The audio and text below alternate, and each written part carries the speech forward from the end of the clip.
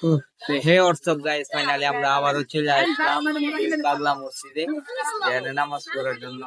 তো নামাজ তো পড়ছি, পড়ার পর তারপর একটু ঘোরাঘুরি করার পরে গেছিলাম ডাক্তারের কাছে, এখান থেকে বই আবার দেখতে যাবো।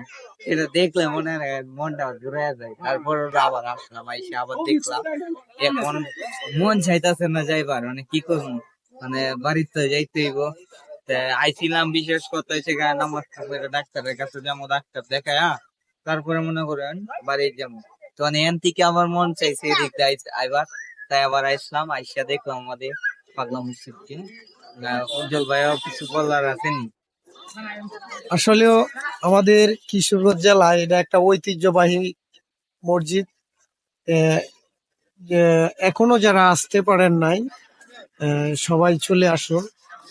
উম, যে কেউ বললে চিনায় দিবে আপনাকে, বা যে কোনো গাড়িকে বললে আপনাকে নিয়ে আসবে। ধন্যবাদ, সবাই ভালো থাকবেন, সুস্থ থাকবেন।